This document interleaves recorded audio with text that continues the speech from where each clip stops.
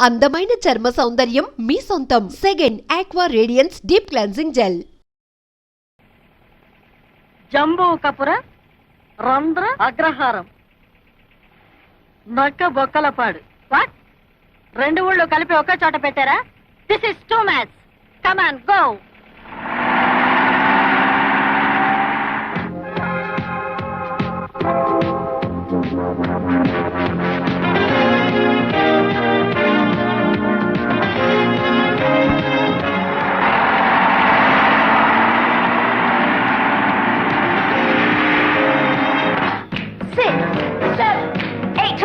Pull it out. 2, 3, 4. And up and to the left. 1, 2, 3, 4. And to the right. Stretch it out. 2, 3, 4. Up and to the left. 1, 2, 3, 4. ఈ రోజు ఇంటి ఖర్చులు 3500, నాది 1000. ఆడ police. Bounce and pull down. 2, 3, 4, 5, 6. ఇదంతా నువ్వేనా? నేనలే. ఏం భాష ఇది? మలయాళం. జీవు లంచం? లంచం కాదు, సంబళం. సంబళమా? ఏమిటమ్మా, ఎంత పోలీస్ ఆఫీసర్ అయితే మాత్రం మగాన్ని పట్టుకుని అంత దబాయిస్తావా? ఎంత తెలియలేదు. Shut up. ఇంటి యజమాని ఎక్కడ? 1, 2, 3, 4, 5, 6, 7, 8. Forward, big circle. 5, 6, 7, 8, and forward. Arms shoulder height. 5, 6, 7, 8. Forward. 5, 6, 7, 8. Knuckles down hard. 5, 6, 7, 8. Forward, big circle. Come on. 5, 6, 7, 8, and back. ఇది పోలీస్ గ్రౌండ్ కాదు. ఎవరి కోసం వచ్చారు? నువ్వేనా మిస్ నీరజ? కాదమ్మా. ఈ ఇంటి యజమాని మీరేనా? అవును, నేనే.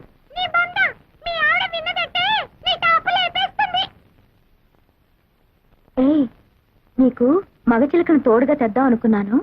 తేను. ఎందుకని? బయట వాళ్ళ ముందు నాన్నగారు పరువు తీస్తావా? టాప్ ఇన్స్పెక్టర్ గారు, ఇంతకు మీరు ఎందుకు వచ్చినట్టు? నీరజ మీకేమవుతుంది? మా అమ్మాయే. మీ అమ్మాయి మొన్న 16వ తారీఖున స్టూడెంట్స్ తో కలిసి బొటానికల్ టూర్ వెళ్ళినప్పుడు ఏమైలారా వీళ్ళ అబ్బాయి బటన్ స్టూడెంట్ తెంపింది. ఆ రోజు నుంచి వాడు గుడ్డ లేకుండా తిరుగుతున్నాడు. ఇకపోతే రెండోవిడి వీళ్ళ అబ్బాయి స్విమ్మింగ్ పూల్ లో ఈత కొడుతుండగా ఆడకృష్ణలా గుడ్డలు ఎత్తుకుపోయింది. ఆ రోజు నుంచి వాడు నీళ్ళలో నాని నాని బయటికి రావట్లా. ఇకపోతే మూడోవిడి. అబ్బా, ఇక చెప్పొద్దు. ఆ తర్వాత ఏం జరిగిందో ఊహించగలను. రండి రండి, లోపల వాయింపులు రెడీగా ఉన్నాయి. ఏం జరిగింది? మొన్న నువ్వు కాలేజీలో ఏదో స్టూడెంట్స్ ని ఏడిపించావంటగా, అందుకే నిన్ను అరెస్ట్ చేసి బొక్కలో దూయడానికి లేడీ ఎస్ఐ గారు వచ్చారు. లేడీ? జెంట్సే నన్ను చూసి కింద పడతారు, లేడీ వచ్చిందా? ఆ లేడీ ఎస్ఐ ను ఒక్క నిమిషంలో నాకు సల్యూట్ చేసేలా చైనా 100 రూపాయలు పెట్టు. సరే. నువ్వేనా మిస్ నీరజ? ఎస్. మొన్న 16వ తారీఖున బొటానికల్ టూర్ లో జరిగిందేమిటో వివరంగా చెప్పి స్టేషన్కి నడు.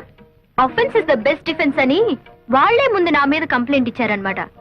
ఆహా, సరే ఈ 16th దిస్ మంత్ 16 అయ్యా 16.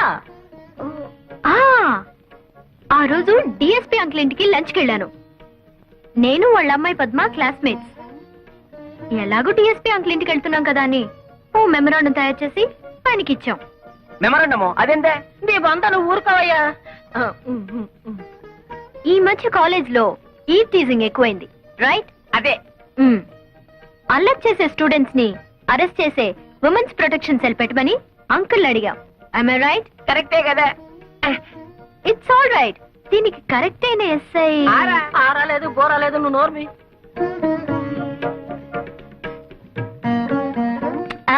మీరు కాదండి, ఎవరు సుకుమారి అని ఆవిడ్ని అంకుల్ సజెస్ట్ చేశారు. ఆ సుకుబారి నేనేనమ్మా. నానా పడేసింది బుట్లో. మరి 16th అల్లరి చేశానని ఎగురుకుంటూ వచ్చారు అరెస్ట్ చేయడానికి. లేదమ్మా, మిమ్మల్ని అరెస్ట్ చేయడం ఏంటమ్మా? చూడమ్మా, కాస్త ఒళ్ళు తగ్గించుకుని డిఎస్పీ గారిని కలుసుకుంటాను. నా గురించి కొంచెం గట్టిగా చెప్పమ్మా సుకుమారి. ఏమా? ఓకే. రండి. 100 ఎవడొస్తాడో కానీ అవుటా? జాగ్రత్త, లేకపోతే రేపు నీ మొగుడు కూడా అమ్మేస్తుంది. అసలు ఈ పిల్లలతో పందాలే కాయకూడదు. ప్రతిసారి ఓడిపోవడం, మీ దగ్గర 100 రూపాయలు అప్పు తీసుకోవడం నాకు చాలా సిగ్గుగా ఉంది బావగారు. చాలేవే మరదల పిల్ల, నిశ్చాపం లాంటి నా తమ్ముడే బతుకుంటే ఇలా పరభాషా మొగుడిని చేసుకునే గతే నీకు పట్టి ఉండదు. ఇదిగో 100. మగ నారాయణన్ ఆడ రాజహంసే, మధ్యలో నోటు పైగా నైటు, ఎంత ఫ్లాష్ బ్యాక్ ఉండేలో. ఇదిగో నేను మహాపతివర్తను, నన్ను అనవసరంగా అనుమానించావో నా మొదటి మొగుడు మీద ఒట్టు అంతే. ఏమిటి మీరిద్దరు ఎప్పుడు గొడవ పడుతుంటారు? వెళ్ళండి ఇక్కడి నుంచి. రెండో కళ్యాణం వేండా మనసులో. అమ్మా శోభ, రేపు ట్రాక్టర్ కాస్త ఎరివిస్తే బండాలు బజారు తోలుకెళ్తానమ్మా. ఈ వయసులో మీకెందుకు మావయ్య శ్రమ? కడుపులో చల్లా కదలకుండా కూర్చోక. మీ అమ్మకి నేను బాకీ లేకపోతే అలాగే కూర్చుండేవాడిని. ఇది వడ్డీ కాసులు వాడు బాకీ. నీకు తెలియందే ఉంది మావయ్య, కోపం వచ్చినప్పుడు కసురుకున్నా పొగిడితే పడిపోతుందిగా మా అమ్మ. 4 మంచి మాటలు చెప్పి అప్పు మాఫీ చేయించుకో. ఈ ఇంటికి యజమాని మీ నాన్న అయితే అలాగే చేసేవాడిని, కానీ మీ అమ్మ శాస్త్రార్థం కదమ్మా. పోస్ట్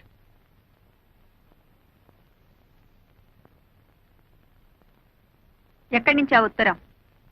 అమ్మాయి చదివే కాలేజీ నుంచిలా ఉంది. ఏమిటి మమ్మీ, కాలేజీ నాకు ఆ మాత్రం అల్లరి చేయరా? చేస్తారే, మొన్న పోలీసు రిపోర్టు, ఇవాళ కాలేజీ నుంచి రిపోర్టు. ఏమిటి ఇదంతా? అదంతా అబద్ధం మమ్మీ, వాళ్లే అల్లరి చేసి నా మీద కంప్లైంట్ ఇచ్చారు. నేనెంత చెప్పినా ప్రిన్సిపల్ నమ్మలేదు. ఒకసారి వెళ్ళి మీ పెద్దక్కని తీసుకురా, మాట్లాడాలి అన్నారు. పెద్దక్కయ్యా? అదేవరే? అదే నాకు అర్థం కాలేదు మమ్మీ. మా శోభ నేను కబల పిల్లలు అండి, నాకు వేరే అక్కయ్య లేరు అని చెప్పాను. ఎంత చెప్పినా నమ్మదే. విషయం ఏమిటంటే మా ప్రిన్సిపల్ ఒకసారి నిన్ను నాతో చూసి మా పెద్దక్కయ్య అనుకుందట.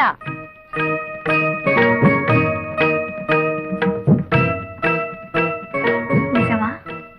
అవును మమ్మీ, మా కాలేజీలో అంతా ఇదే టాపిక్. నీ అందం గురించి, నీ ఫిగర్ గురించి, నీ ఫేస్ గురించి. అవును మమ్మీ, నీ ఫిగర్ ఎలా మెయింటైన్ చేస్తున్నావు? దానికి రహస్యం ఉందిలే. ఓ మర్చిపోయాను మమ్మీ, వీడియో షాప్ లో రేఖ ఎక్సర్సైజ్ క్యాసెట్ వచ్చింది. రెంట్కి తీసుకురానా? మనకేం కరమే, వెళ్ళి కొనుక్కురా. Okay mummy. వెళ్ళు వెళ్ళు, ఈ మేకప్ చేసుకోవాలి.